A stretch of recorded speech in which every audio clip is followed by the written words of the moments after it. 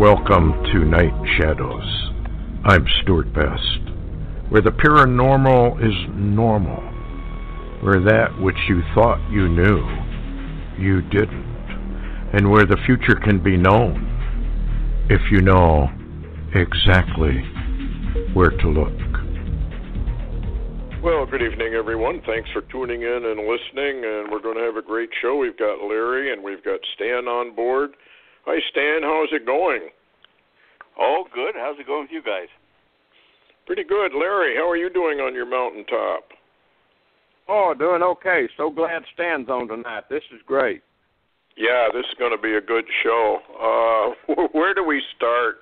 I mean, it just seems like this Middle East is cooking along, and with John Bolton on there, and I'm I just think we're heading in. What's your take, Stan? You can elaborate on it, and Larry too.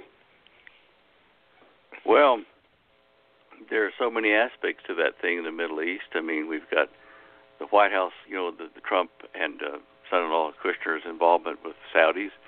We've got the moving of two U.S. bases, one in Qatar over into Saudi Arabia. We've got the Saudis allowing the Indian air to fly over Saudi Arabia to get to Israel for the first time in a long time. We've got the Russians saying if we do any bombing, etc., in Damascus or Syria there, that it will be a declaration of war against Russia. You got Russia backing China and Russia, but China mainly backing North Korea. And then, of course, Trump hits them today with the $65 billion tax tariff thing, and they say that's a declaration of war, in essence, trade war against China by the United States. So where do you want to go? I mean, that's just where do we start? Well, we could break it down into your concept of Solomon and what this really means. He seems to be rising rapidly there. Let's just hit on that particular subject. All right. Well, you've been really watching him. I have, and it's been since about 2016, the early part of the year, when I had finished, discovering the location of Garden of Eden. I was working on Atlantis and a natural follow-on, trying to figure it out and relate it to Genesis 6, and about the follow-ons. And in the process, I was investigating Saudi Arabia, because that's where I placed most of Atlantis, was Saudi Arabian Peninsula, and the leadership, and I stumbled across, which all of us do occasionally, in Revelation 13:18. I stumbled across 13:18 about the identity of the Antichrist and the name of the guy. And like everyone else, I had looked at various names in various languages. Did they add up to 666, like it said? And gotten answers in several languages and several time periods. I'm thinking, I'll let him be revealed when he's revealed, because this isn't going to help. But then, all of us have done this. You read a scripture several times in your life, and then you get back to it later in your life. You look at that scripture again after you've had, a bad day at the office or something else in a movie you saw, and you think, wait a minute, this scripture might be read a different way and mean a different thing. Same words, but mean something different. And Revelation 13:18 was my scripture that clued me into the identity of the Antichrist being a Solomon, like King Solomon, but a name Solomon. And it took a lot of research after that and a lot of inspiration by the good Lord, I'm sure, what I researched. But I did find that in the Middle East there were three guys, basically, that rose up, in my opinion, maybe four, to possibly be a Solomon-type Antichrist of this age. Now, those are, from Turkey to Syria to, even to Iran and then to Saudi Arabia. I looked at names of Solomon. Well, King Solomon at the time, Salman, that's the Arabic version of our word for Solomon. Okay, well, all right, he was getting old and about to expire. He still hasn't yet, and he hadn't turned over the reins to his son, the prince. But there is a prince Mohammed bin Salman, so I put him in one bucket. And then I looked at Bashar Assad. He had a number of markers that make him possibly, the Assyrian, but his name wasn't really Solomon or any derivative of that. And then I looked at Erdogan of Turkey.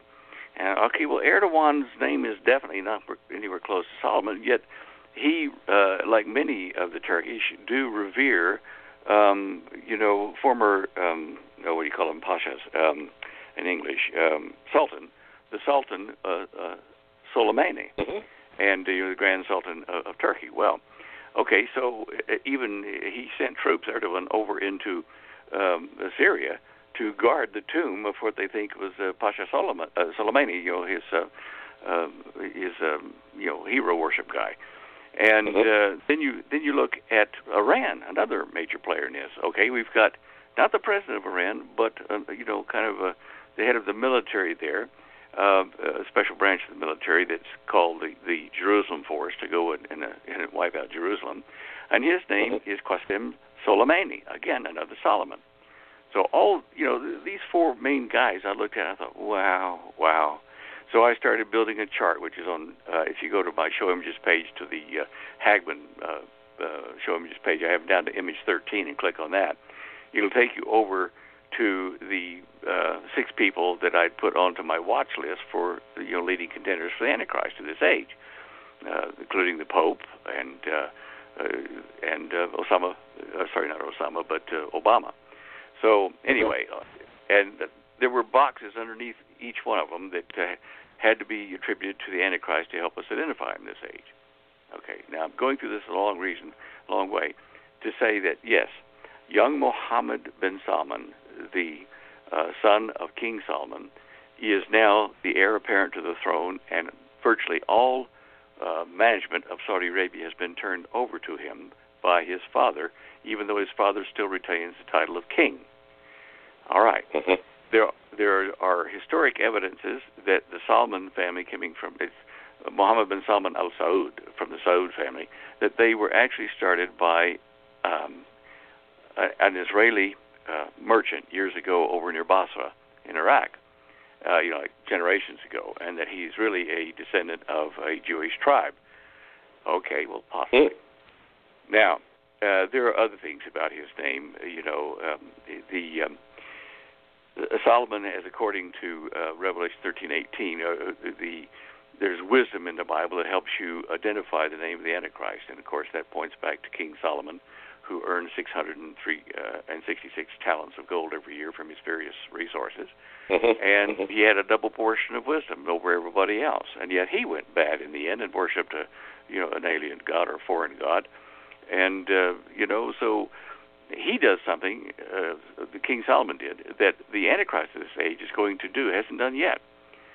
Old King Solomon, when he built the temple, Solomon's temple for God, he consecrated it after the building was completed with this big sacrifice that was piled up there in the front, and he made this long speech to the men of Israel, it says. And then he called down fire from the heavens, which came down and lit the sacrifice pile and burned it, showing that the offering was accepted by God. The Antichrist of this age is going to bring fire down in the sight of men of the world, not just the men of Israel. That's forecast for this time. Now, we have that technology to drop lasers and even high voltage charges from the sky on a target now. We don't have a Solomon's temple. The Sanhedrin in Israel have said that, look, we'd like to go ahead and build this. If the Arabs let us build, we'd like to build Solomon's temple, which is a smaller temple than the one in Jesus' time, and we want to build it over on the southeast corner of the Temple Mount. And if you would agree to that, then we'd like to start doing that. So they're going to build a temple either there or down the wall from there on the ground in the suburb called Ophel, O-F-E-L, in Jerusalem, which is where the actual Temple of Solomon was built, not up on the Temple Mount. But anyway, be that as it may, we have all this going on in the background.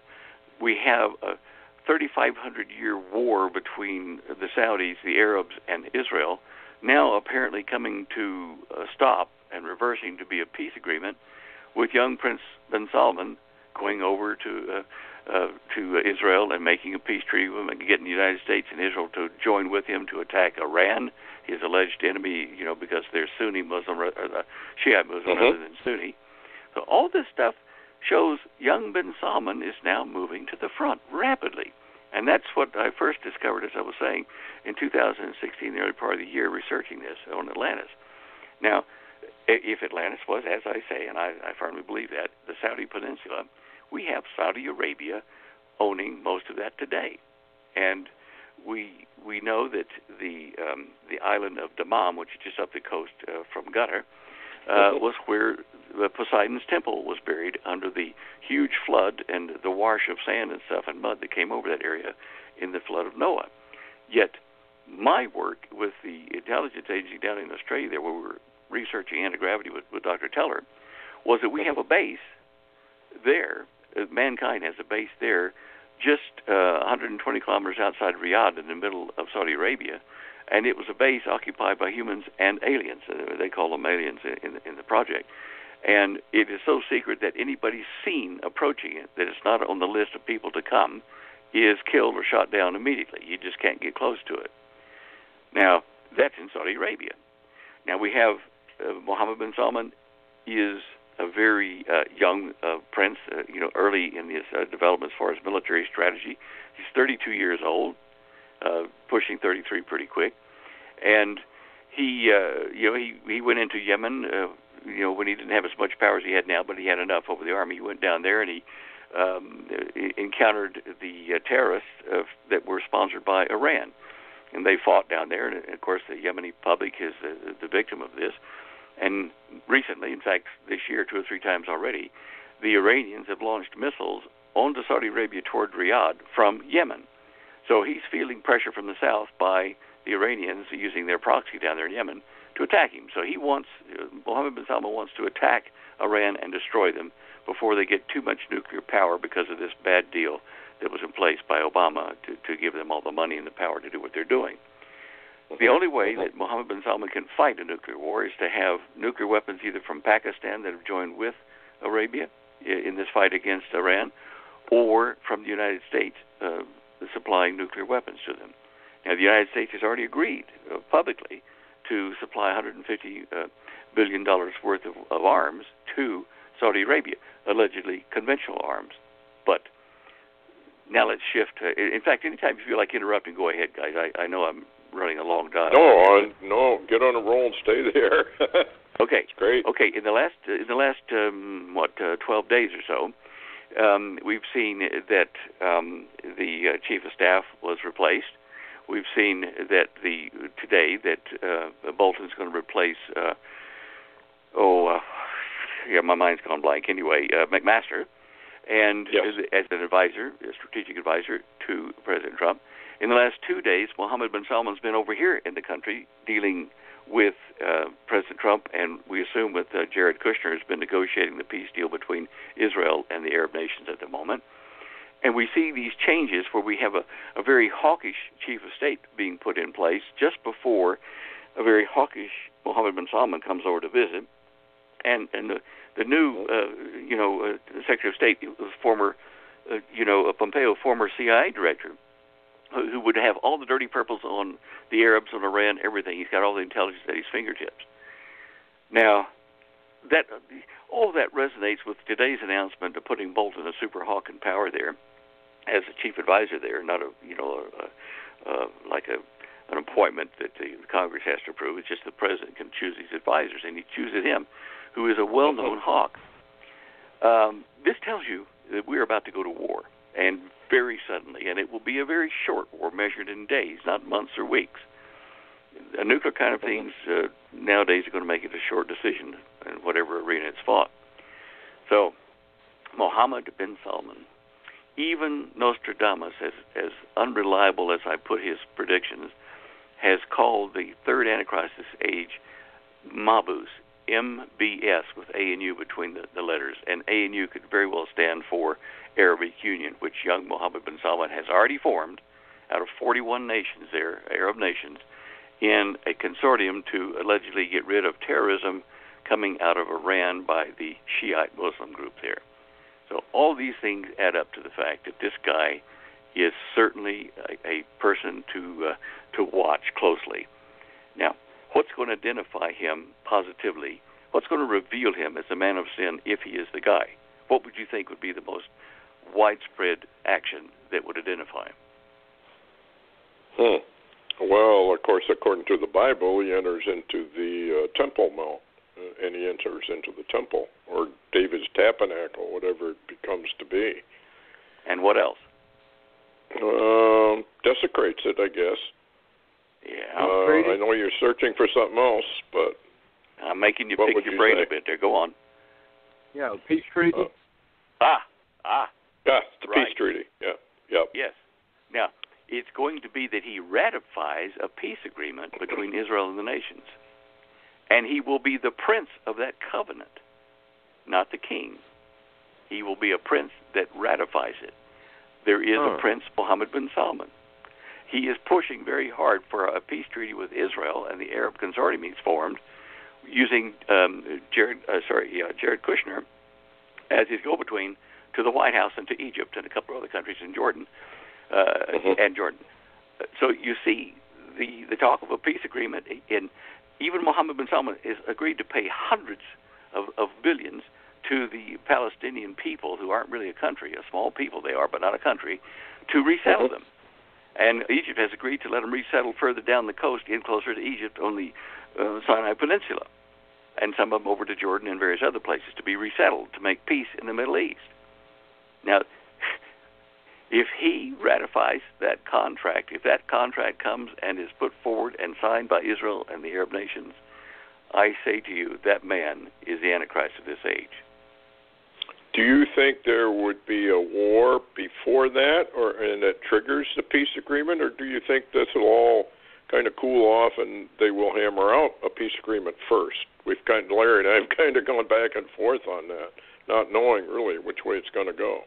You know, there are two invasions of Israel spoken of in the last days, and certainly the Gog-Magog one I think will be the large one coming at the end, or in the middle of the tribulation period, somewhere later on. But there's going to be one invasion which happens at the beginning of the tribulation, and if we're at that point now, it will be soon. And that invasion by a foreign army will result in that foreign army being killed, and the bodies of the dead soldiers and stuff left will be, people won't touch them. They'll be contaminated, I don't know, radioactivity or disease or something.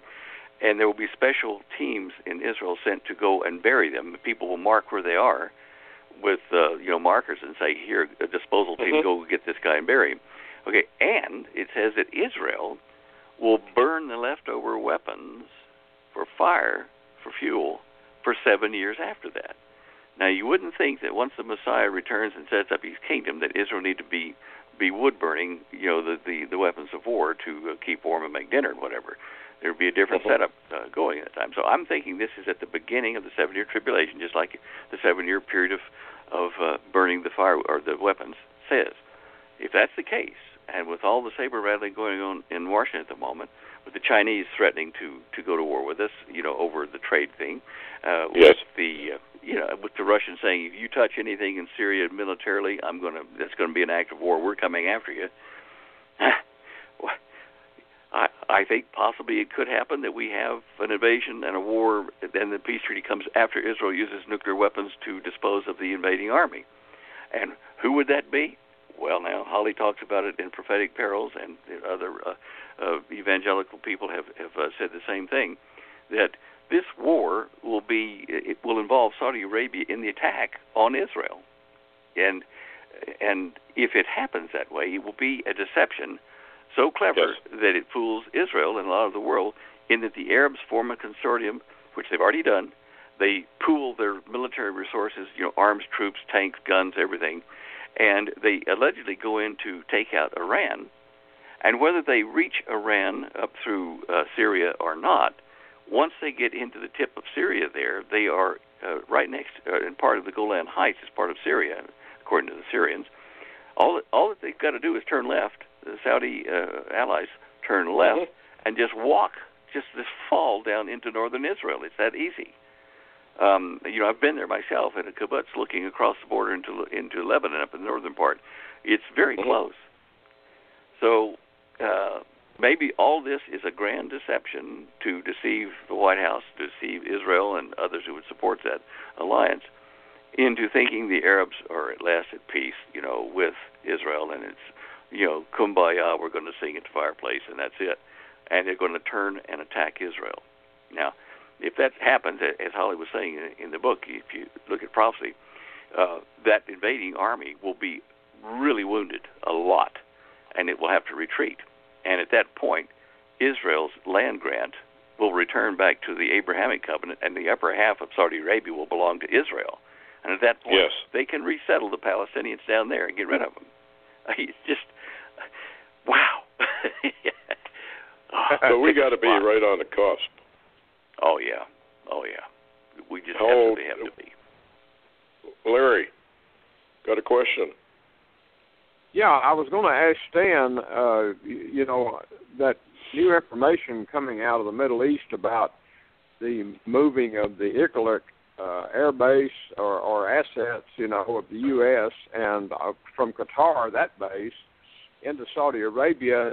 Is Stan, has he checked to see if possibly that they're putting one of those either at or near that fallen one's base or the that underground secret base that you were talking about?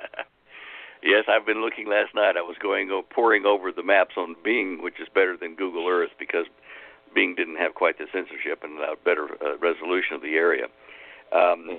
They are, from what they said in the article, they're trying to put it at. Let me see if I've got here. No, I don't have it up on my sheet there, but they've put those bases at two places.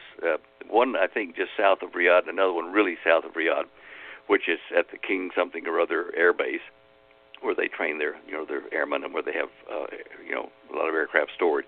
And I was looking down in that area, trying to find what was 120 kilometers from some point in Riyadh. And certainly it is close to the area. I have snapshotted the areas I've found. I just haven't put them up on the website yet. Plus the GPS coordinates of where I was looking, so if they change it, at least we know that they've wiped the record clean from that spot. I did find a base before, as you know, and I've never been able to find the images again on Bing or Google Earth. They just disappeared. Yeah. So, and Larry, I also wondered about the wisdom of the United States taking those bases over into Saudi Arabia in the case of a deception and, turnabout, and Saudi Arabia going against us and Israel. We have our base assets over there under his control, and he can just wipe them out. I mean, when you move a base, it doesn't immediately become protected and have all the walls up and, guard towers and that kind of stuff. In the process of the move, it weakens our bases while they're being moved. So that means that the attack on Israel, and hence on our assets, could happen very soon while we're in the move and in chaos. And with the president changing his staff like he's doing, there is behind the scenes, there's a lot of chaos. So it's a good time for America to be attacked too. Yeah. What do you think, Larry? Larry? Oh, yeah. I was going to ask Stan also, there's been a considerable amount of U.S. troops and missile batteries being spread all throughout Israel, the south and the north. And, of course, Israel has brought out a lot of their main missile batteries that can not only shoot down incoming or missiles that are fired at them, but also track back and hit the places the missiles are fired from. And they've really brought out the technology. So apparently the U.S. and Israel is preparing for a possible missile attack on Israel. What do you think? Oh, yeah, I think you're right. And, ostensibly it is from the Iranians. But,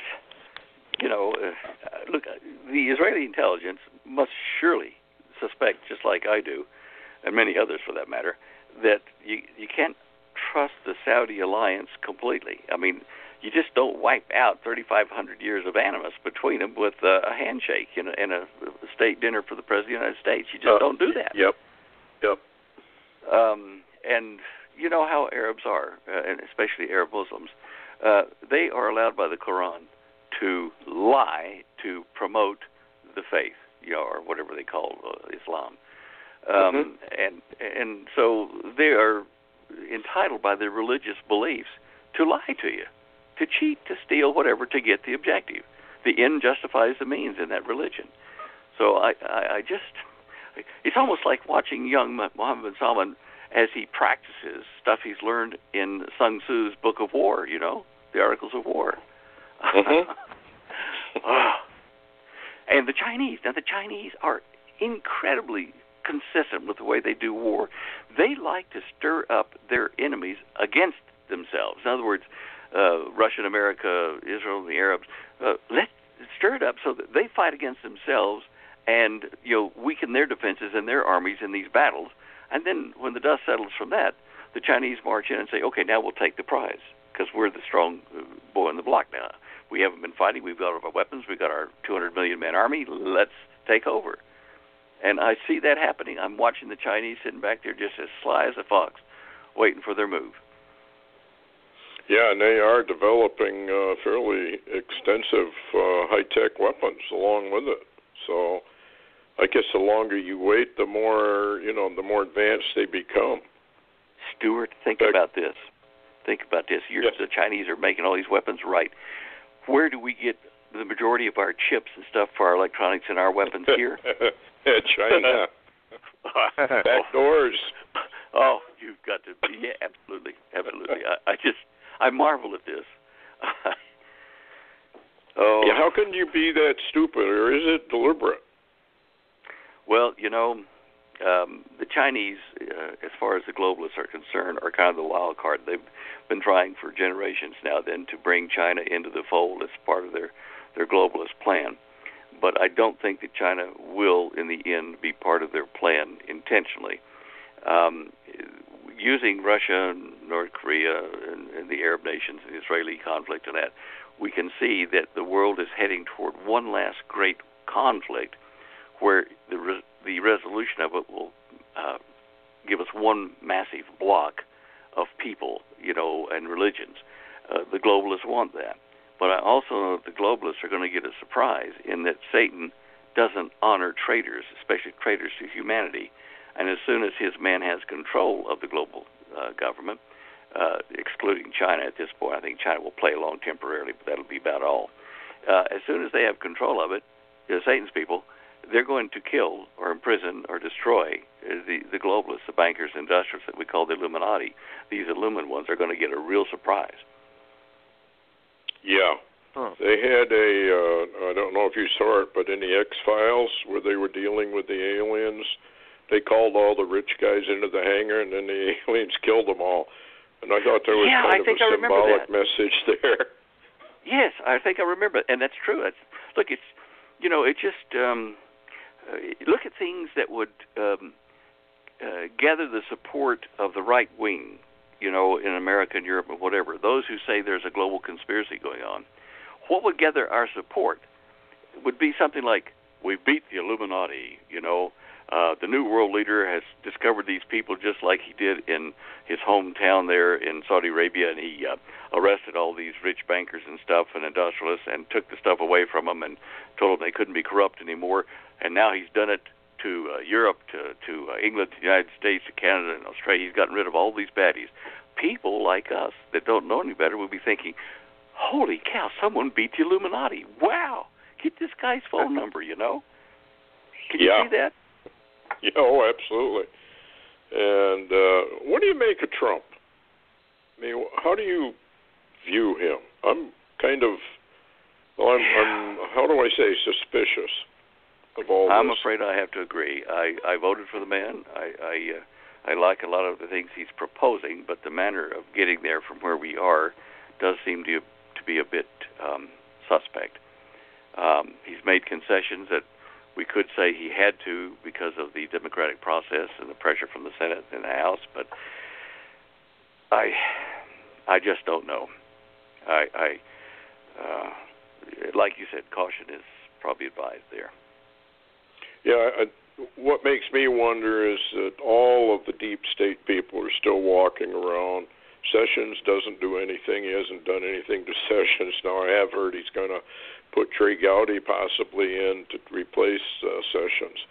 But for the most part, I mean, it's just investigation after investigation after investigation, but nothing is being done. They've already got the evidence on Hillary and Bill and most of these people, and nothing's happening. Well, let me say this in his defense.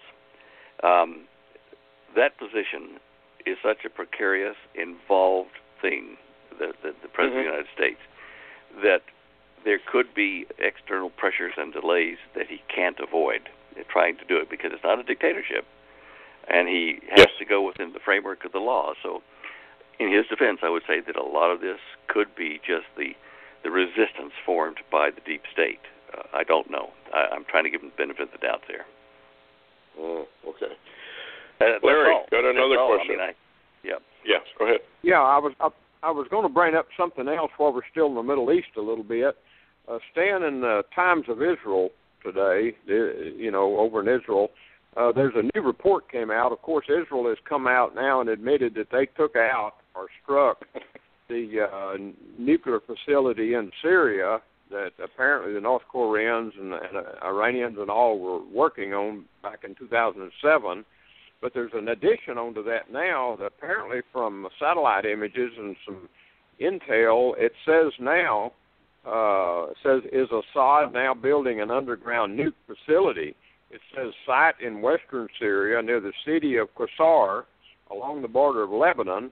Says that the Syrian regime is building something underground near Qusar, Syria, possibly a storage for nuclear materials, chemical weapons, and ballistic missiles. Have you heard of that, or what's your opinion on the lifeline of that facility?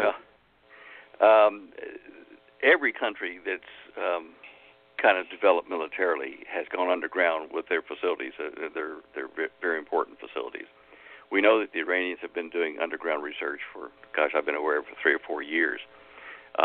This new base that they're announcing, I don't know whether that release of information is just a red herring, or whether it's to let people kind of start to know this is why we're going to attack them.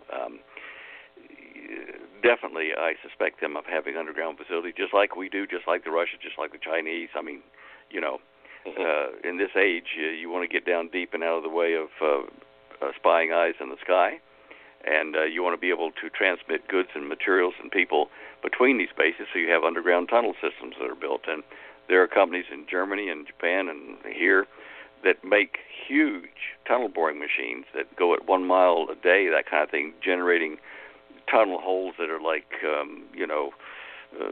40 feet in diameter and stuff like that, a 4-story building in diameter. And some of these machines will actually lay concrete around the wall as they're going on the mesh and stuff, so they've got a finished tunnel, for people to move into. So these things have been going on since, the 70s. So Iran's doing it. Well, they're probably doing it with the help of technology from, let's see, Russia, Germany, pick a place in there. And Germany still is not super happy with Jewish occupation of Israel. And so the Saudis have been friends with Germany for some time as a result, and technological changes have been made, even in maritime stuff and in submarines. So the Iranians, going through Syria, the Russians going through Syria gives the Russians access to the Syrian seaport. The Iranians going through Syria and over into Lebanon, or at least to the border, gives them quasi-access to invading Israel from the north. It's a pincer movement, to get pincers around Israel. And we've got the Saudis from the southeast, and we've got, at the moment, Turkey's unhappy with Israel, and Jordan certainly, and Syria obviously, but Syria's got its own problems. So it's just surrounding Israel with enemies. It's just mind-blowing. It's like, what was that movie where you had, the guy with his pitchfork standing against the armies of Rome, what was his name? Anyway, he's fighting the Roman army. It's like Israel right there in the center, little tiny Israel fighting the armies of the Arab nations and part of Europe. And it's going to take a miracle, as the Bible says, several of them probably, to protect Israel, the land, and allow the people, the Hebrew nation, wherever they are, to be gathered in there and survive. I got a question. Only one? Putin's been to Saudi Arabia. Trump's been to Saudi Arabia, and others, I guess, have gone there. And do you think this has anything to do with that Area 51 type base they've got? And how does that tie to Antarctica? Well, and what they're finding down there. Antarctica is, as far as we know, is they've been using steam to reclaim a city they found under the ice, allegedly. Okay.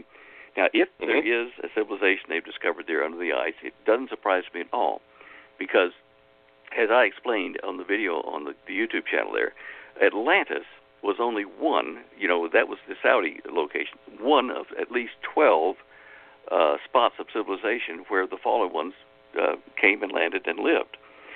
Now, before the flood, the Pangea, like all the nations of the earth, the continents, were all together in one landmass. Yes. Had big rivers in between them, but they were one landmass. Now, I'm saying this. I know a lot of people that are, physicists or geologists are going to say, "Oh, no. Pangea broke up 100 million years ago," and I'm saying your dating is all wrong. It happened less than, 6,000 years ago. In fact, it's probably closer to about 4,500 years ago. Anyway, before that, the South Pole was up part of, where Australia hooked into the eastern side of India and the southern part of Indonesia, which is up in hugging against China. Everything was one landmass. When the impacts of the asteroids or comets, whatever, hit the Earth that caused the flood and the breakup of the continents, when that happened, the South Pole went into a region, on the southern pole region where it froze, and it was a quick freeze. It wasn't, slow. Now, it was a sudden impact that moved it around, down there, and then eventually, within 100 years, the planet expanded as well to its present diameter, which is about a third bigger than it was. 25% of our current diameter, but a third bigger than it was. All of this could have taken one of the 12 settlements of the fallen ones down to the South Pole and deep frozen. Okay? Now they're gone. But yet the ones in Saudi Arabia, they were principally destroyed, their buildings and everything and their livestock, and killed by the flood, except for those that survived on the other side of the flood in Canaan there, and where God told Joshua, take your armies, go in there and kill these villages which have giants and hybrid animals, and kill man, woman, child, everything living there, because they're unclean, bad genes from the Atlantean group. So they were then wiped out. So any returning from that point on had to come when these fallen ones are cast out of the heavens down to earth now, because the flood and Joshua got rid of all the ones we knew about. Well, South America, Central America, North America, China, England, and Northern England, all these places where pyramids and ancient cultures have sprung up worshiping fallen super gods, Quetzalcoatl and the things at Stonehenge. All these were, I think, pointing to civilizations that have been set up, like cities and city-states, by the fallen ones that came with Poseidon, who was probably Satan himself, into Saudi Arabia. So, yeah, I think that this thing down the South Pole could be revealing part of that civilization and may be used as part of the explanation to say to the people that don't know any better, yes, we were here before, we had a civilization, and then the great disaster happened. Now we're back to help mankind reestablish itself and make peace. And in Riyadh, in south of there where that base is, with the technology, it's bound to be much more involved than it was when I was in the program. The technology will be what Satan gives to the Antichrist of this age, because he's going to help him with technology to overthrow, the fortresses of the deep, the enemies, with technology he's going to give to him. Look in Daniel, you see that. So it fits that base would be the site of operations that would supply the technology to Mohammed bin Salman, in this case, to defeat the superpowers of the planet. Oh, Larry. Yeah, that's a lot to take in. Stan, have you done any more work on the arrival? I don't want to leave the Middle East if you want to talk some more on that, but I was wondering about your arrival investigations and research. Is there any new data, particularly on the type of arrival, when, where, and how? And I know we talked on the show before, and you said, well, they'll come from out there, but they'll also show themselves here. Yeah, I have been noticing that the UFO stats for this year are up considerably over the last 2 or 3 years. It's more than a flap. I think that the increase in sightings and the leaks, at government level, not only in this country but in Europe and Australia and Canada, are letting us know that their announcement is very close. This arrival, you call it, is like like the movie Arrival, but also like the movie in the series V, which came out in the mid-'70s. Yes. That was just so well done. You have it based along biblical lines that they come from out there somewhere, meaning peace and love and no harm to us, and they're really lizard or reptilians like the snake in the garden, but they're really those kind of beings that are dressed up in human skins to deceive us and to win the whole world by flatteries and by exchanging technologies to cure cancer and this kind of stuff, but never letting us have their anti-gravity and all that kind of stuff. And eventually they're defeated by a hybrid human alien baby that is born, and the baby dies, and the distilled blood of it is a chemical that they can reproduce, and it's using the blood of that to cleanse the planet of the evil, which is almost like the blood of Jesus cleansing us, from sin and from evil. So the parallels there were just wonderbar. I tried to contact the author several times, and of course probably a million other people did too, so I never heard back. But his approach to it was really quite exceptional, putting into a secular story what is in the Bible about what is about to happen. And we have had so much conditioning over the last 50, 60 years even about the aliens from space first being terrible, evil, frightful things, and now moving toward, okay, well, they're not so bad. They're going to come and they'll be peaceful with us, and they'll show us how they did it in their world and their galaxy and whatever. And it's being sold as a group of individuals, different types of physiological structures and things, coming to Earth from some other place in our galaxy or perhaps in the known universe, but limiting it to this universe, which, we're told in the Scripture is not the real world. It's a creation for this purpose, to select the beings that are going to replace those being cast out of the heavens. And that's a parallel universe, at least one, maybe several levels above us. And so anything these guys can do in the press here to make our attention focused in this universe, down on the Earth, and on parallel civilizations all over the place, and that there is no God, it's just, these beings that have evolved. Anything along those lines that can be done is being done in the media. And, I forget which shows they are, but Holly and I have watched in the past 10 years. We've watched a new sci-fi show come up that would be like, very informative and lead people to think the right kind of things toward the biblical solution. And these things don't last more than one season. They disappear.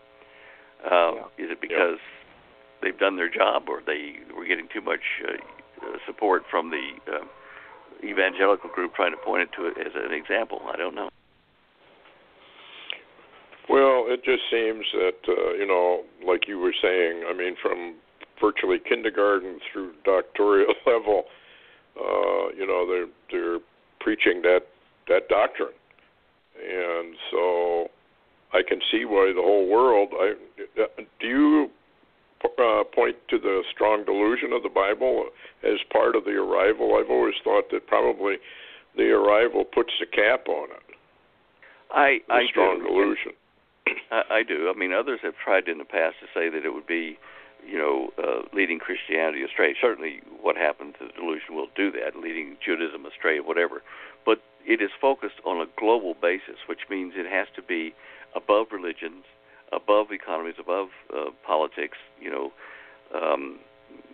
above genealogies and that kind of stuff. So a global thing to be a delusion, to fool the world would have to be something on a global scale, and the invasion from space would be that kind of a thing. And there's so much press, so much media that is focused on this, and different views of the way it might happen, if we're lucky, they're thinking, that it's in the human psyche. It's the millennial generation is just part of what is. They're not too upset about the possibility. Probably in the main, not even seeing the threat of it as the great delusion transpires. And I am seeing, in talking to people in the streets and whatever, wherever we go, I am seeing this blindness in people to even being interested in what's about to happen.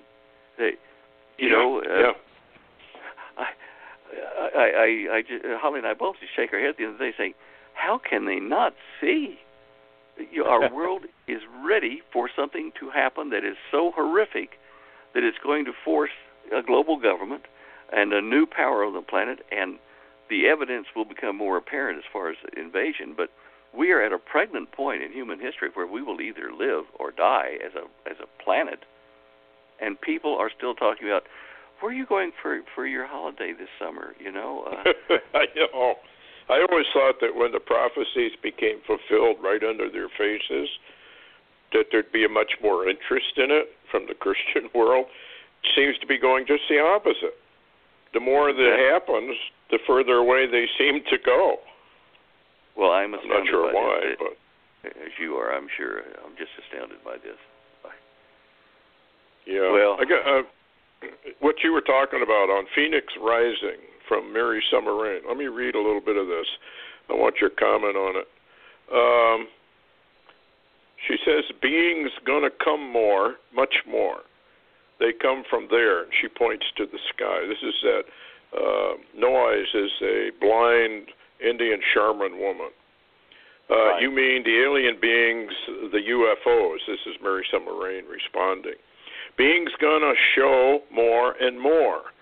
They no gonna hide, play games. It be time they show they be here really all along. Then she goes on to say, it be good when peoples believe, 'cause they gonna see with own eyes. They gonna have to believe. It not be good when people's gonna question state about stuff state already know about for a long time. They're gonna be plenty angry at state. They're gonna want to know why state hides stuff from people. They're gonna make people no trust state. And here's the clincher of what she says. I'm not done here. People's gonna question church now. How about what church say about spirits? How about what church say about first man, first woman? Summer, that no stand up now. People's gonna be much angry at church too, even. What do you think about that one? Wow. Well, sums it up. It does. And when she says that people are going to be angry at state, yes. That's what I was saying earlier about people are angry at the Illuminists, that run the joint, and you can see that that's laying the groundwork for state to be destroyed by the ones coming. And everybody will think she claims here they're going to have proof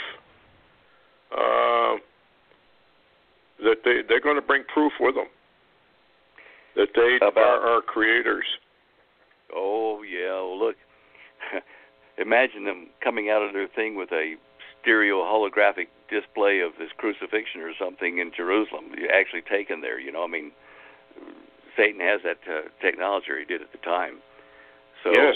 Yeah.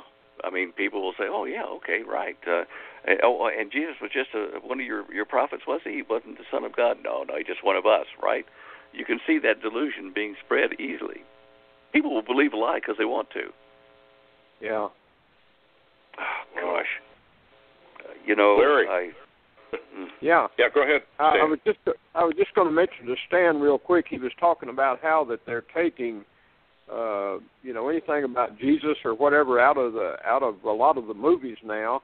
There was an old book back years ago. Matter of fact, Madeline Engel wrote it. It's called A Wrinkle in Time. It's about time travel and portals and etc. And they actually made a DVD that's great if you get to watch it. It's A Wrinkle in Time is the name of it. But they've just come out And these originally the book, and it was for children, and the movie was for young people.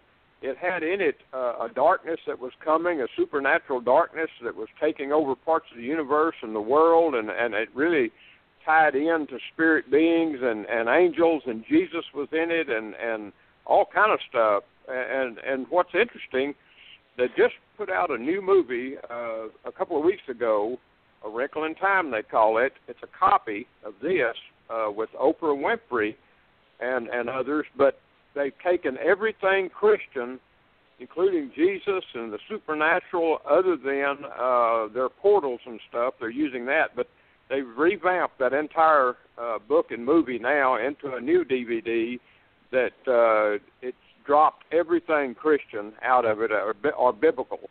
And so this just ties into what you said, Stan. They're working that direction. I know.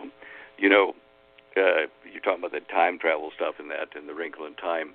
Reminds me of an argument, or shall I say a debate I had with a university professor down in Australia years ago at a social gathering, and he was saying there's no proof of God, you know. And I said, well, maybe so. I said, hey, what about time travel, Professor? I said, do you think mankind will ever develop the ability to travel in time? Oh, absolutely, absolutely. Maybe not in our lifetime, but he said, yeah, technology will get to the point where we can travel back and forth in time. And then I said to him, well, then I pose this to you. From the first moment that the first human enters a time cabinet and enters into time wherever he goes, then from that moment on, there always was a God. And he looked at me and he thought, what? I said, when you control time and events, you know, you become God. And from the beginning, you always were. And so it crossed his eyes. He went for another drink, and I never saw him again. But, you know, I love doing that kind of stuff. Makes them think. Try to get out of that Ivy League set. But anyway, yeah, there are a number of geophysical things going on, too, as we talked about, Stewart, you and I earlier, about the sun. Yes. I hate to just jump over to the subject, but it does play in the crisis curves. The sun is entering into what will be an anomalous, not totally unheard of before, but a very low sunspot minimum, which means it's going to be cooler on the whole for our planet. Various portions of the planet will be hotter, but various portions will be a lot colder. Now, this happened, twice before. One called the Maunder minimum, when the Thames River in England froze over so hard for several years that people were holding, putting their shops on the ice and selling there on the ice of the Thames. Excuse me. There's another one called the Dalton minimum as well. Now, that occurred between in the first quarter century of the 1800s. The Maunder minimum occurred back in about the middle to the first quarter of, from say 1650 to 1750 or 20, somewhere in there. Okay, now these ages were cold, and they were when sunspot activity was at a minimum. What I see now, certainly I agree that the sunspots are minimal, but we're seeing tears in the coronal atmosphere of the sun opening up and releasing huge amounts of solar wind at our planet, which is affecting our weather and our magnetic field. And this is different now than it was, back in the Maunder period or the Dalton period, because our Earth's magnetic field is weakening greatly right now. It has been doing that for, centuries, and it's coming to a point where it's going to allow the North and South Pole to flip-flop upside down. The influence of the solar wind from the sun and its magnetic field as well, which gets through cracks in our magnetic field, is becoming more effective as our magnetic field on Earth weakens, and it can accelerate the flip of the magnetic poles.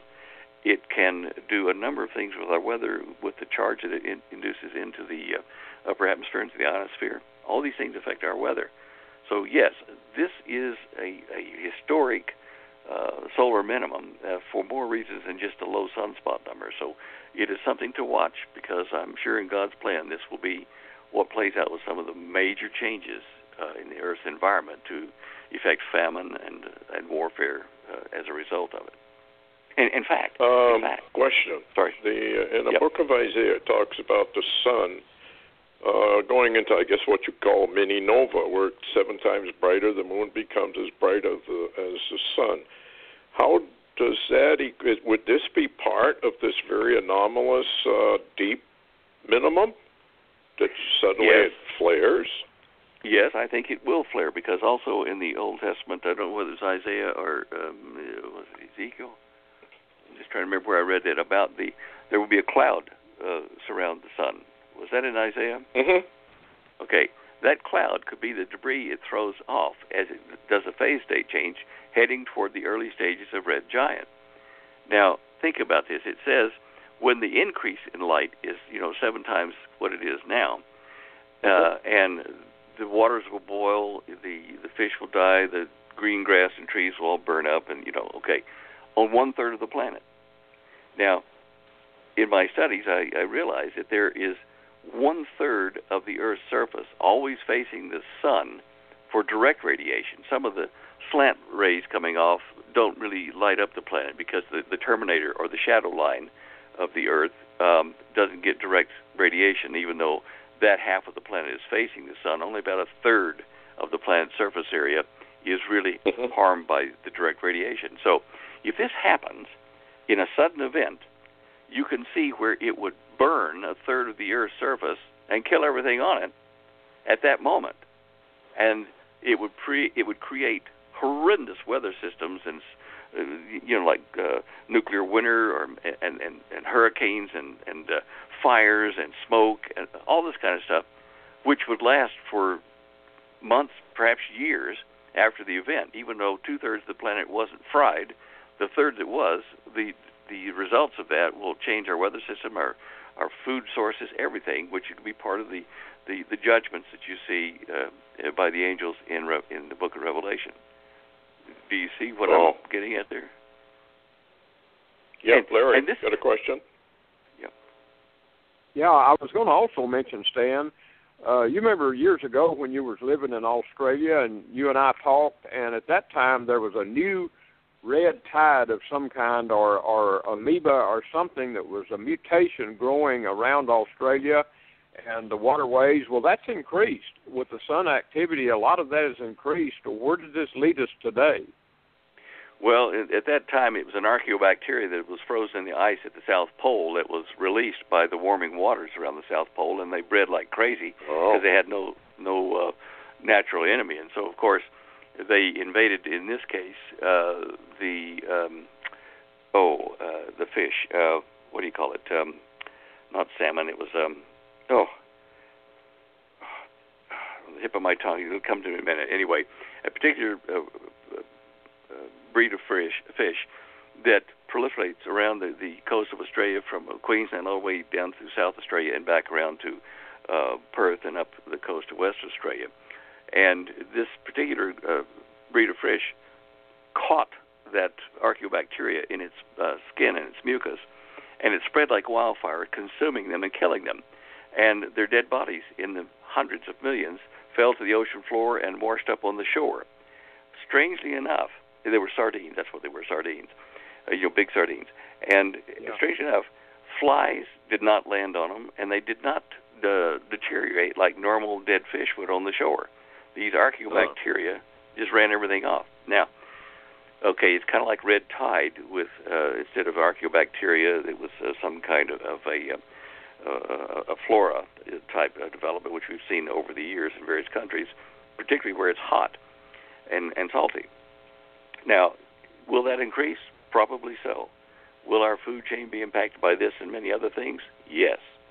The good Lord is going to use what He's created as part of the judgment on the world in the tribulation period.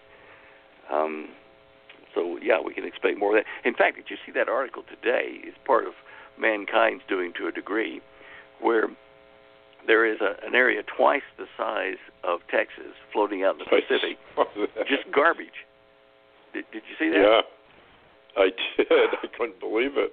Twice the size of Texas. Texas is pretty big.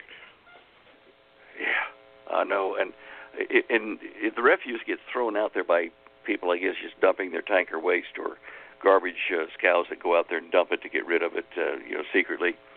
but it's washing up and it's creating this floating bacterial mass, which could do what you're talking about, Larry. It could be, a breeding ground for some of these things that will be exotic diseases that will not only kill marine life, but land life and air life. Wow. Birds and humans.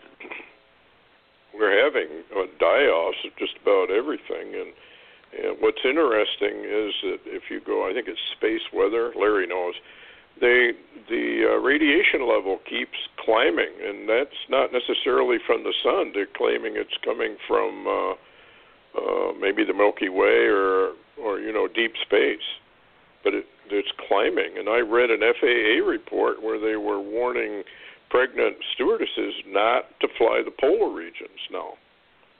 Well, this is the radiation a number of things. Yeah, this cosmic radiation is increasing because when we have sunspots and they shoot out the particle streams that they do, this does shield the Earth from a lot of the cosmic radiation from deep space that we're talking about. Of course, for gamma radiation, we're done anyway, but for normal, like X-ray and various other things in the radiation bands that we're susceptible to, if you have a good solar sunspot cycle, it shields us from that. When you have low sunspot activity, our shield is dropped, and when our magnetic field of the planet is also weakening, which it is, then our defenses are way down, and it's like in Star Trek, the shields are at 5%, Captain, what do we do? They're getting through. And so I agree, that you can see why. Whether it's a new event in the galaxy somewhere or not, I don't know. But as far as our defenses being down, yes, they are down. Oh. Does anybody know what happens when you have a total flip of the magnetic poles, let alone a crustal shift? Well, they debate it a lot. I don't know that any of us have got evidence of what really happened when it did in the past, because in the past reversals of the poles, they didn't have electricity and electronics and stuff, and the results are recorded in fired clay and stuff like that. You look at the orientation of the atoms, but the forecast is that it will be dependent upon how fast the pole reversal occurs. Is it in minutes, days, hours, weeks, months? The longer it takes, the more damage from radiation we're going to get to living forms on the planet. The quicker it occurs, the more damage we're going to get to electronics and to life forms that depend on navigating the north-south, and could even generate lightning storms in various places that never happened before, make super lightning bolts as that magnetic field flips. On NASA, you can see they have a super model from their supercomputer there showing that we have 3 pairs of north-south clusters inside the planet. Inside the core of the planet, there are 3 sets of north-south vortices, if you wish, in the magma. Now, 2 of them are more toward the North Pole. One of them is more at the South Pole. These things wander around during a polar shift, and the 2 at the North Pole seem to be separating, so that we have, in essence, 2 North Poles and a South Pole. But they also have the opposite pole attached underneath that vortex. It's organized that way up in the Northern Hemisphere. I've wondered, about the way these things affect the electricity flow in the Earth. If the increase in temperature at the poles is because this is increasing the ion current flow from the core out to the poles and warming the poles more than normal, because the poles are fixing to appear somewhere else.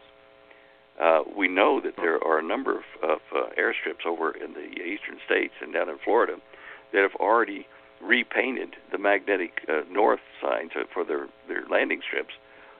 People had to change it on their aircraft and stuff because it has definitely changed. And it's not because some great big massive iron deposit in northern United States and Canada has shifted so that the deviation has changed. It is a shift of the entire dynamic electric field of the Earth. We're not getting away from that. I flew in and out of Minneapolis, and they had to change the runways. There you go. Alignment. So that's the way it works. Gulf of Mexico. What's your take on this hot spot that's developing? And there's been some earthquakes down around there too. Well, Gulf of Mexico. What portion are you talking about? Well, there's a hot spot that's about what is that, Larry? About 160 miles offshore, and they're not quite sure. Yeah, go ahead. Yeah, I think that's where they found it. We've been noting though.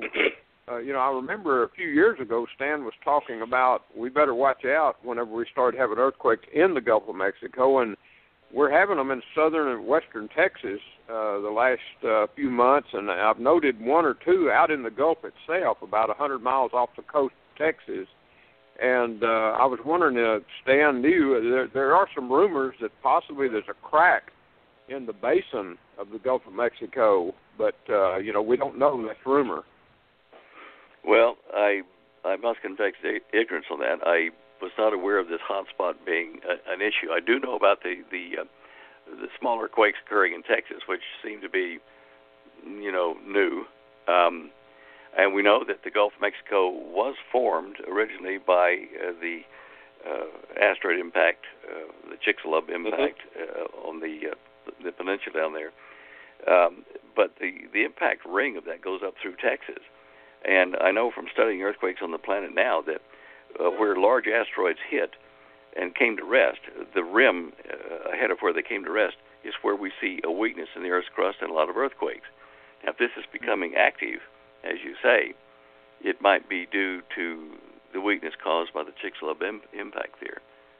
I haven't seen that article. Is it in the news or is it just in the internet? It's on the internet.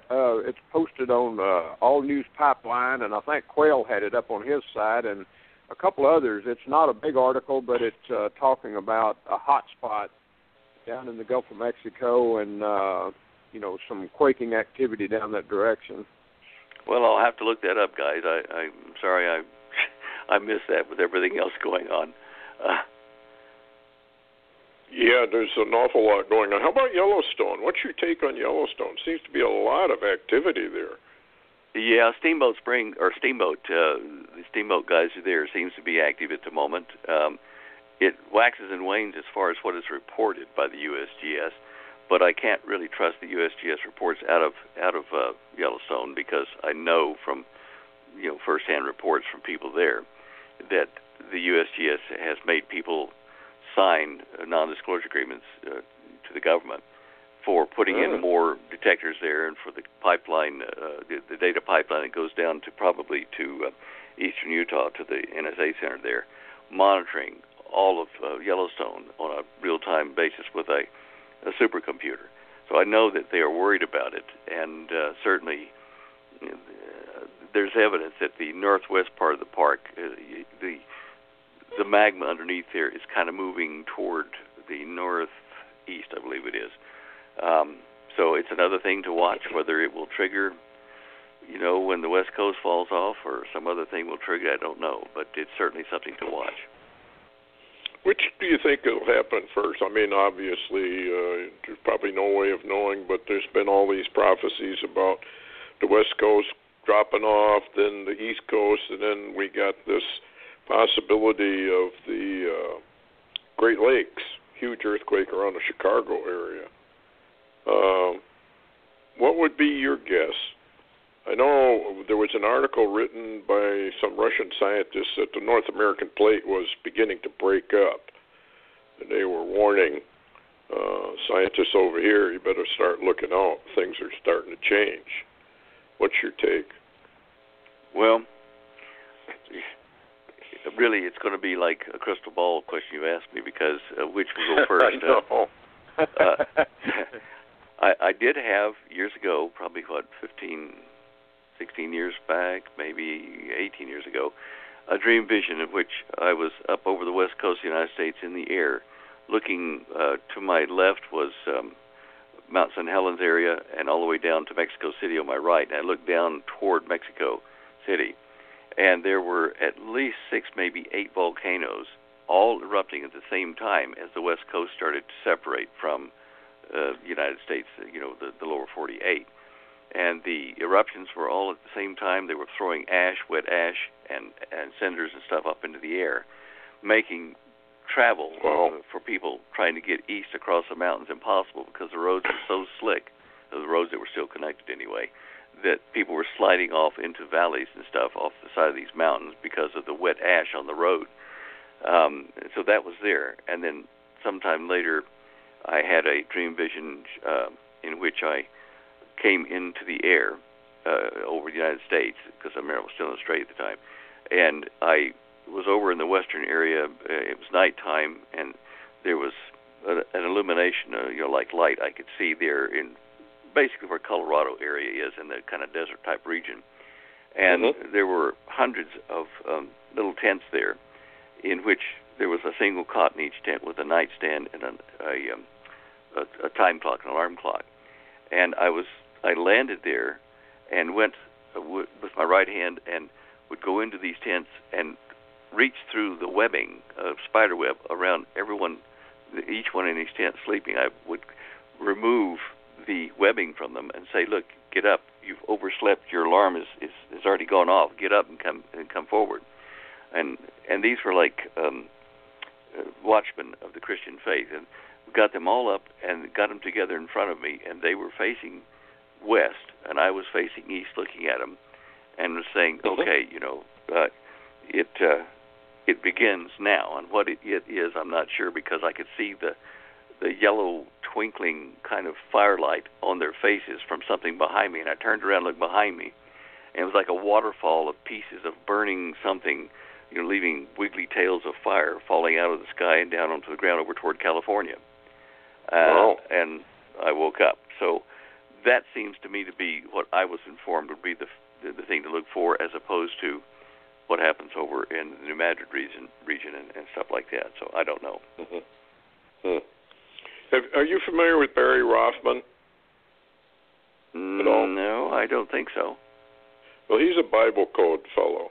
And he's been working, this is one of the things I wanted to get into if we can a little bit. He's been working on time. And on one of his codes, I'll give you the words, and I just was wondering what you would think about it. Here are the words that have been found in the matrix of the Bible code: time machine, tachyon, boson, in the end of days, and Noah was 600 years old, and the flood was. How would you interpret those kind of words? Well, I don't know. It seems like a hodgepodge of stuff, doesn't it? Yeah, in a way it does. I was wondering, though, because it appears now, boson wouldn't that be Higgs boson and CERN, do you think? Have you heard any more about CERN, by the way? The first thing that came to mind was CERN, of course, and what they're doing. And let me just interject here. I just had the internet looking for that hot spot in the Gulf of Mexico, and they say that it is a bogus report, that the area was supposed to be 133 degrees. Sounds like an official weather report, but it's not even close. In fact, we took the information to Rick Coffin, a professor at Texas A&M. He chairs the Department of Physical and Environmental Science. He told us that temperature reading is not even possible. The YouTube video that shows a volcano in the Gulf is a hoax. Okay. All right. Well, anyway, that answers that. Well, now, what's your take on CERN? Okay. Let me finish that article there. It was from March the 5th from Channel 6. I don't know whether that's Corpus Christi or what, but anyway. So it's 14 days old, that report. I don't know whether that was before or after any more stuff that you saw on it. Okay, now CERN. As I've said before, what they're playing with at CERN is sponsored by many nations on the planet. It's very important to the powers that be in the background for some reason. And it's not to see what the basic fundamental particle of the universe is, the God particle they call it. If anything, it is an effort to try to create an artificial portal, I believe, between our universe and a parallel one. And this is not a new concept. I mean, even Einstein talked about it to some of his students in the university years ago, because I met one of the students and we talked about it. But this parallel universe or concentric universe concept was around when Einstein was around. The idea being that the parallel universes to us occupy the same space we do, but out of phase with us, if they contract down toward a center and the atoms of that universe come together and are solid, and then an event takes place there, and to the people in that universe it seems to be a continuous event process. Time is continuous, but yet if it's every 100 million years even that the atoms all come together, the people and the physical processes in that universe wouldn't know any different, because they only interact when they're at a concentration, so that our atoms pass between each other as the compression of one universe goes down to its finite operating point and then back out again. And so as these universes are passing next to each other, would there be a possibility of opening up a gateway, a portal between these two universes right here on the Earth's surface? Not necessarily so much to go like the Stargate thing did, to go to other galaxies stuff, but to go to a parallel universe right here.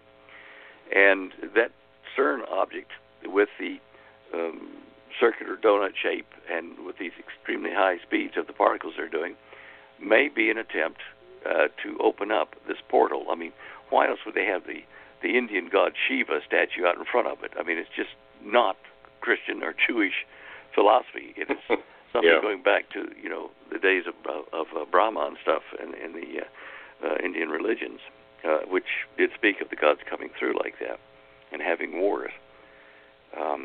Even Ezekiel's flaming chariot that he saw, it appeared in the sky as smoke and fire, and then came down and cooled off, and he was able to relate the vision and stuff. But Jesus said to Mary in the garden, "Don't touch me, for I've not yet ascended." Some of the extra biblical or transcripts of that say that when Jesus was about to go up on the mount and ascend, that as he started to ascend, sparks of lightning shot out in his feet, and he rose up into the sky where, he was joined by Moses and Elijah and went on up into the heavens and disappeared. Again, Satan is the prince of the air, and above that and outside of that must be where God is. You know what I'm saying? I mean, yes. Maybe you have to get through that gateway, and maybe that's what CERN is playing with. I can't see any real valid reason for spending hundreds of billions of dollars to find out what the God particle is. I just can't. Could they be looking at time travel? Well, that's a possibility. Certainly the physics that do exist at the moment, as far as mankind's physics, do say that traveling forward in time, making leaps forward in time are possible, but leaps backward aren't possible. Do you think that the past, present, and future still exist? In our minds, yes. In the mind of God, they are static. Explain. Think about God like this. He's a projectionist, and he's projecting up on the wall with one of these slide carousels that we used to have back in the old days. And a slide would drop in and project an image of time of what's happening in the universe up on the screen. Now, he has access to the slides that have gone through the projector and are behind it.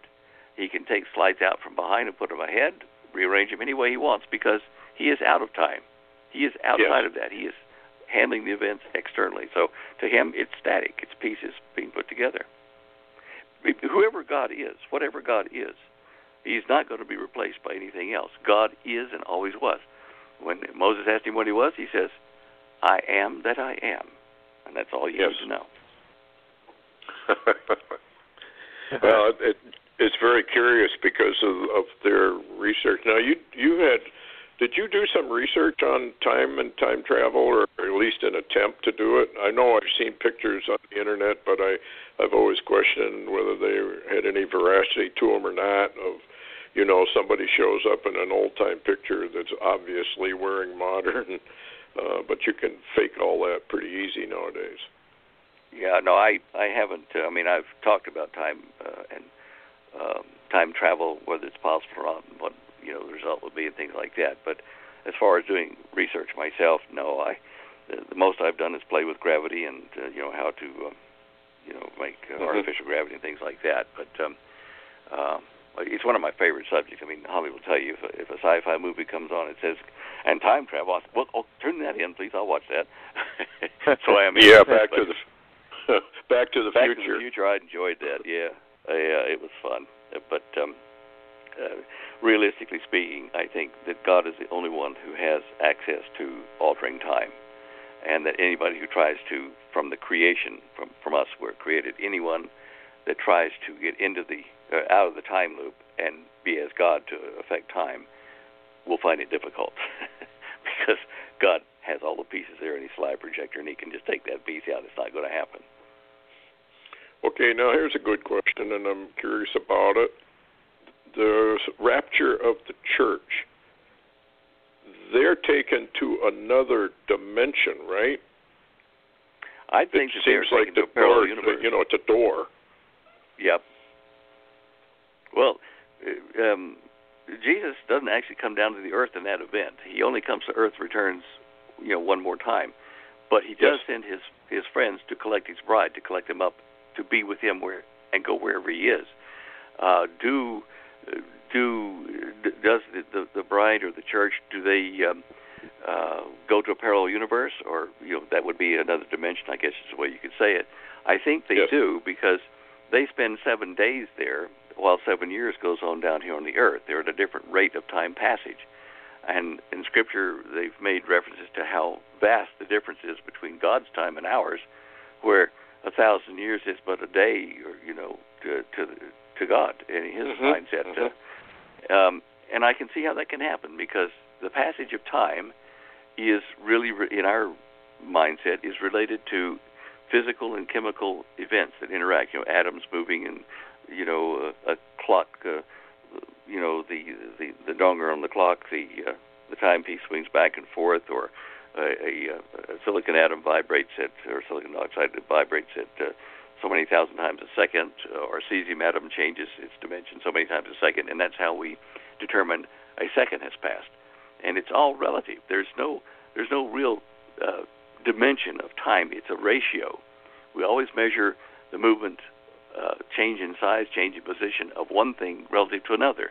How many years has it been? Well, a year is when the Earth has moved its position around the sun to this spot again, relative to what? You see what I'm saying? There are no absolute units. It's just a pure ratio. Time does not exist. So that's why they probably call it the space-time continuum, because you got to have space, you got to have time together, even though they say they don't even know what it is. I've gone through the mathematics and mathematically derived the fact that time is just a pure ratio, and you don't even have to get the equations to look at this and say, okay, what is time? How do we measure time?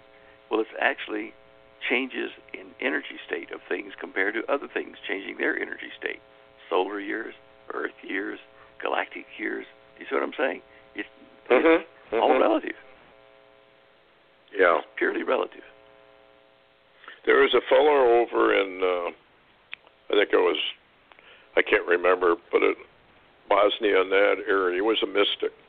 And he said that there was coming a cosmic wave, and that when it hit the Earth, it would make people vanish. And I was wondering, and I've heard that before. In fact, Cliff High in the Bots, and he's definitely an atheist of atheists. He even mentioned about a wave and people vanishing. What would be your take on that? Could this be a cosmic or gravitational wave that distorts time and space, and that could be connected to the rapture? I think that they can allude to that, explaining the rapture so that those left behind don't panic. You'd hate to think that these crazy Christians were correct, and that they've been taken off to a safe place while the earth gets judged horribly. People believe what they want to believe, especially if the alternative is, the truth is too frightening to consider. I have debated with members of the Theosophical Society in Australia, who had members from Findhorn, as well, there debating with me. And they concede that a large segment of not a large, but a big portion of the population of the Earth will be taken off the Earth all at once. They concede that. But they say it is because those people's attitude, their vibrations, their spiritual development is not up to what it should be for this age, and that they are going to be sent back to incarnate in other planets and times so that they can relearn their lesson before they're rejoined to the harmony of what the Earth will become. So they're saying those taken off are ones who need to be retrained, and that those that are left behind have reached the level of understanding and spiritual development, that they are in harmony with the Earth and with the purpose of the universe and that kind of stuff. So, we discussed the rapture from my viewpoint and the re-education plan from his viewpoint, and we looked at each other across the audience. We were separated by several rows from our podiums, and I looked at him after we both put our case forward, and he looked at me straight in the eye, and I just shook my head, and I said, I got your number, and he looked at me and said, I got your number, and we had the standoff there. Yeah. And this is going back 30 years now, 35 years. That long ago. Yeah, and their attitude doesn't seem to change much. No. A friend of mine said, why is it that a UFOnaut comes here from 40,000 light years away, and all he has to say is that Jesus was an idiot, and we can't believe him? You would think that they could come up with a different scenario. I mean, why would they do that in the first place? Well, it's a very clever deception. Don't forget, Satan is aware of the Bible, the content of all the prophecies, and the truth and the falsity of them, and of anything that has been altered from them. He's been behind it, I'm sure. So long before we had the technology or the media and the knowledge base like the internet and stuff to explore these possibilities of what is coming with the other life forms, long before that, he was preparing events and documents to condition us to accept it as not the Bible is not being true, that the truth is what he's presenting. And I Satan, let's not forget, he's a very bright and wonderbar creature that God created. He just used his free will to go the wrong direction, and that's what we're dealing with, a really mighty intelligence. Yeah. Larry, got any final question? We got about 2 minutes. Well, I was just going to ask Stan, I know he was friends with the Hopi, and I just wondered if they'd ever contacted him after his visits with them and updated him on any activity or when they thought. And also Tom Horn and Quayle and some of those put a book out recently talking about some of the Indian Native American elders told them that there are portals underground at certain locations across the country that they're allowed to use occasionally. And I didn't know if you'd heard about that or not. No, first part of the question, no, the Hopi have not told us anything new because we haven't talked to them now in a few years. As far as the underground portals and who told it to Quayle and Horn, I'm just like you. I have no idea if such things exist. However, I tell you, the Australian Aborigines have the same legends in that they used to walk underground from Australia over to Africa, and that was when they were closer together, I'm sure. But they do talk about these underground pathways, and that, to me, is not impossible. There could have been natural formations or intelligently made formations, but whether they're active today or not, I don't know. I'd say they'd be pretty warm. Depending on how deep they are. That's right. Well, thanks a lot, Stan, for coming on. Any final shot you want to give everyone? I think it's a heads up myself. It's a heads up. It's watch the news and certainly clean up your life if you've got any sin that you've allowed to creep in. Analyze yourself and find yourself somehow worthy to be caught up in the rapture, to be with the Lord. We pray that several times a day here in our home, and I encourage others to do that too, and to analyze yourself and be sure that you're walking straight a path as you can. Yep. Larry? Oh, I just continually tell people to keep their seatbelt buckled the way things have been going. We don't know what day we may wake up and it's all changed. Yeah, it's going to change rapidly. Really is. I said to Holly the other day, just came out of the shower and walked in the kitchen. I said, I just had a weird thought. What happened if the rapture occurred while I was in the middle of a shower? Or something else, but it's going to happen. Well, thanks a lot, Stan. Thanks a lot, Larry, for coming on. We're out of time, and we'll have to try it again later. Okay, thanks a lot. Good night, everyone. Good night.